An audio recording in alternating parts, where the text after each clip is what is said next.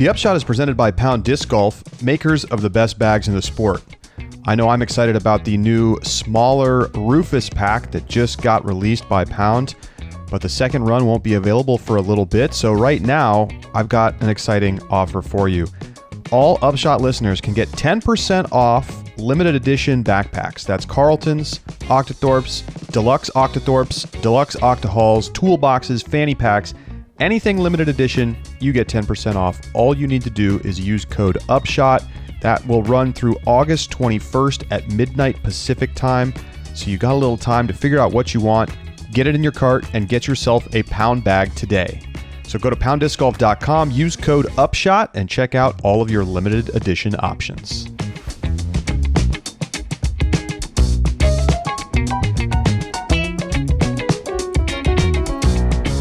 Joining us now on the Upshot interview series is Tannatt. He is the tournament director for the Des Moines Challenge coming up this weekend. He's also the retail manager for the Disc Golf Pro Tour and owns Wander Disc Golf, a man that wears many hats. I feel we often have distinguished folks like yourself on the show, Ty. So welcome to the program. Yes. Thanks for having me, guys. Looking forward to it. Love your show. Thank you. So first and foremost, DMC coming up this weekend. I don't know if actually it's totally true, but it feels like the tournament that's newest to the tour to me. And, you know, you kind of had the weird introduction, and then we've had the scheduling has been a little tricky with this tournament around other big events, before Worlds, after Worlds. So how are you feeling about your spot on the tour and, getting ready for the 2022 edition? Yeah, I mean, to be honest, this year I love our spot. It just makes sense going from Ledgestone. They had to get to Emporia. So, why not stop in Des Moines? It's basically the middle point between those two locations, and we have a good 2 weeks before World starts. So it makes sense to me. We don't really have a say in where we land on the schedule, but as long as it logistically makes sense for the tour and the players, I'm totally cool with it. And as far as last year goes, yeah, last year was our first time on the tour, and that was basically myself just putting together a backup plan for the Disc Golf Pro Tour on my own. I knew COVID was still going to be a thing. I thought that there was potential that the European swing would be canceled due to the COVID problem last year.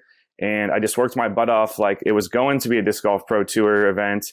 And I guess unlucky for the European crew, that fell through for them, but it was a huge chance for us to show to the world what disc golf is like here in Des Moines. And it was kind of a crazy weekend because of the rain and thunder, but we were able to make it happen, and it was an amazing event, and we had a great time. And I think we proved ourselves, and the players enjoyed it a lot, the staff enjoyed it a lot, and we're happy to be back this year.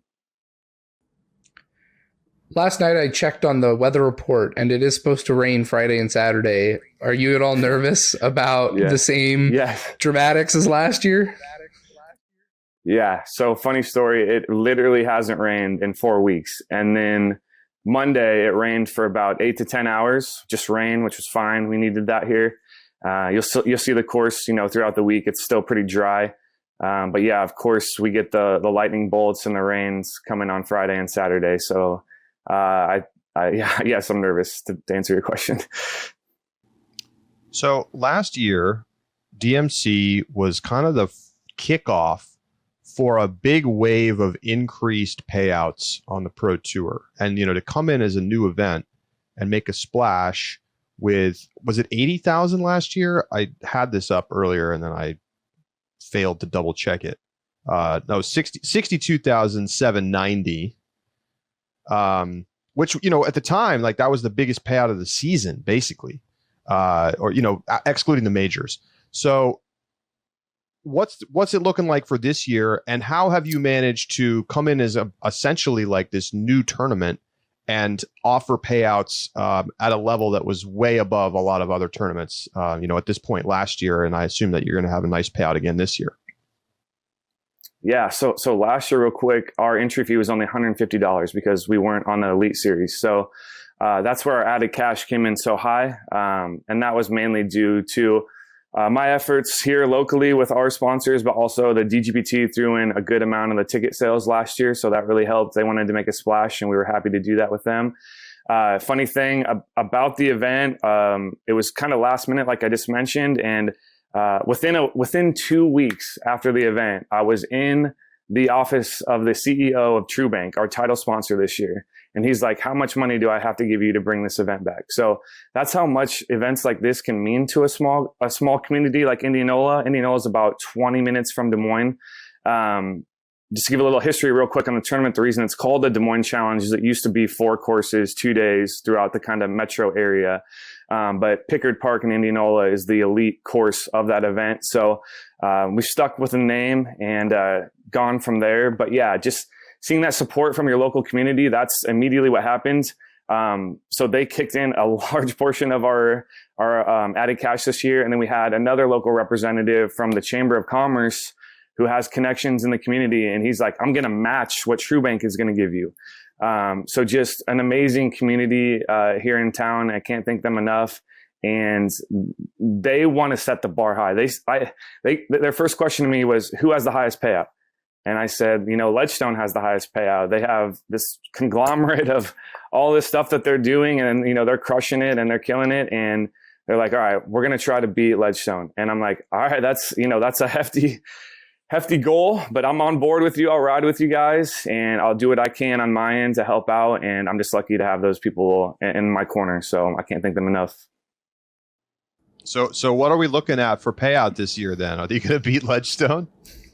No, we won't be that high. I don't know the exact numbers this year, but we're looking between the $90,000 and $100,000 range. The goal has always been to reach that the 6 figures. So we're going to be very close. I'll have a meeting in the next couple of days to kind of figure out our last minute expenses and put it together and have it ready by the weekend. So that's the goal, 6 figures. That's what we're shooting for. I hope we get there. If not, we're going to be very close. So very proud of that. I think we'll be the highest purse for a 3-day event of all time. So it's still a great accomplishment. Whether we get to the 6 figures or we're right below it, I'm still very proud of that in our team. I really think that this is a really, brilliant model, because a lot of players have talked about wishing disc golf tournaments were closer to major metropolitan areas that have airports.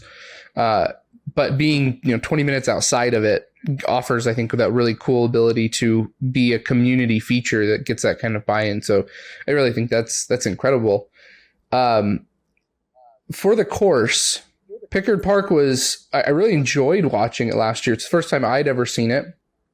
Tell us what are some of the signature hole on Pickard Park, and for maybe those who haven't watched this tournament, what are some things that fans can expect to see this weekend? Yeah, for sure. I think my signature hole is hole 4. It's a 472-foot water carry with the basket about 15 to 20 feet from the water. It's just insanely fun to watch the players throw that shot. It's downhill, so it gives them enough elevation change to get there. It's got out of bounds behind it and then the water. And so this year we're doing, if you land out of bounds anywhere, you go to the drop zone, and the drop zone is kind of modeled after Maple Hill hole 8. It's going to be like a 45-foot downhill death putt at the water, because we want people to go for the water. I don't want people laying up to the left. I want people to give it a shot, go for it, try to land on the green or within, circle 2, and go from there. And as far as the course goes, I've heard that it's it would be the baby of Idlewild and Jonesboro. So the course is we're not trying to be the most difficult course in the world. Like, that's not my goal at all. I think it's an incredibly fun course for the players. Like, it's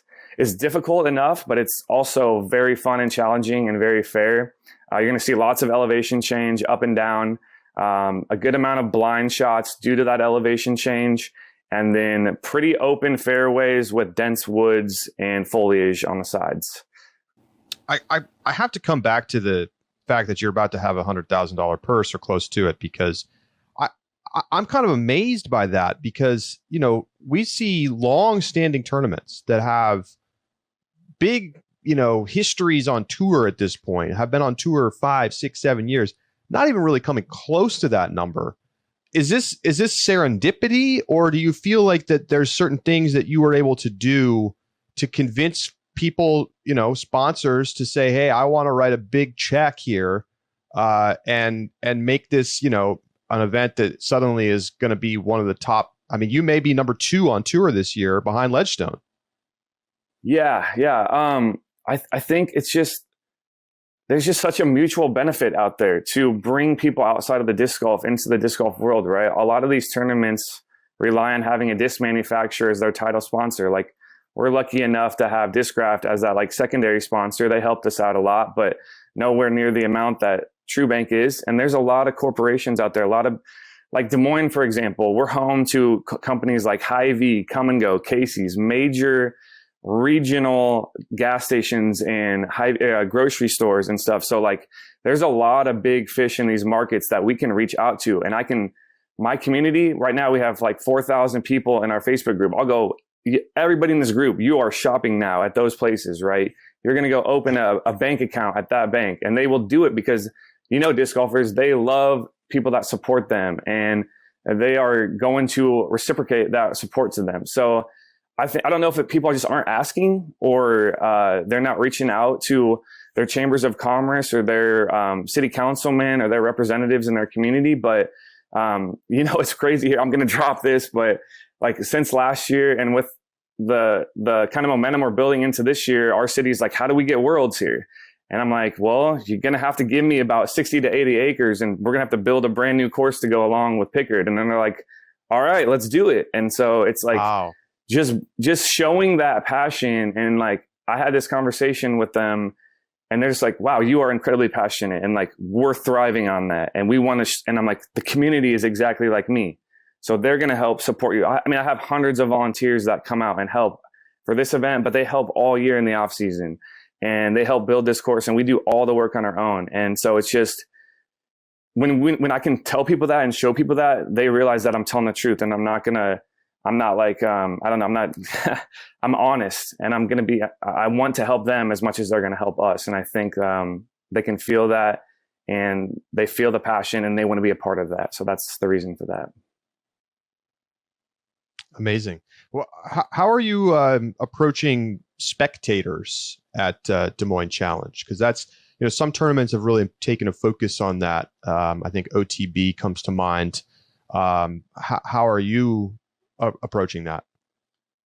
Yeah, so we have 400 VIP spectators that will get to kind of follow the card as they please. And then we have 2 GA zones that get to see about half the course. And then one of those big sponsors this year is Hy-Vee.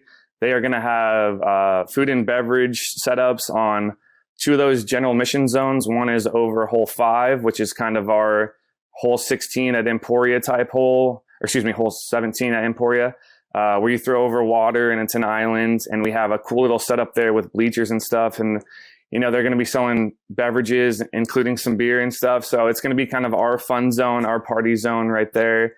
And then the same thing on 18, they'll have food and beverages and all that good stuff. And we have a big vendor village with about 12 to 14 vendors that are going to be here. So just letting people experience all that and have some fun. And the 400 VIP ticket holders will get to see the entire course this year. So we're really looking forward to that as well. And Corey Wong is going to be playing a concert, right, on Saturday night?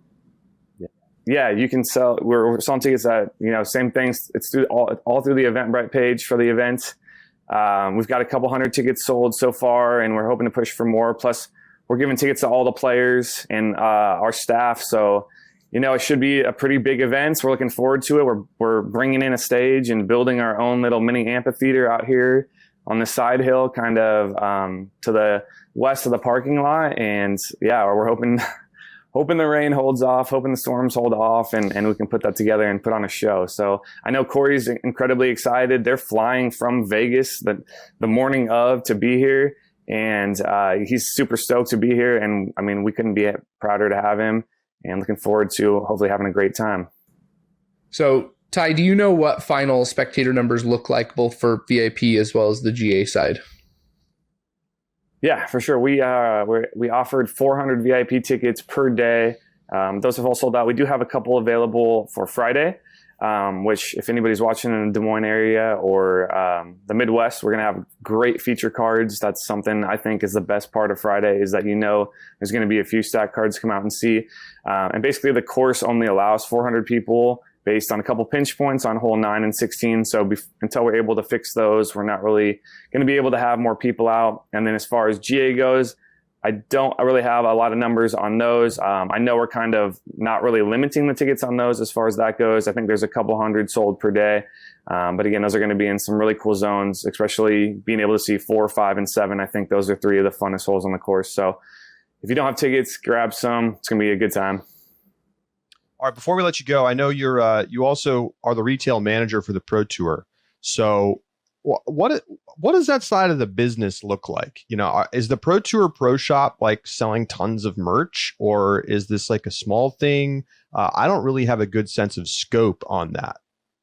Yeah, I mean, I think it's doing pretty well this year. You know, we're doing we're exceeding what we did last year, which is a lot. So I just started in November of last year. So this is my first full year doing it. But basically, yeah, I'm the curator of everything that we put into the Pro Shop.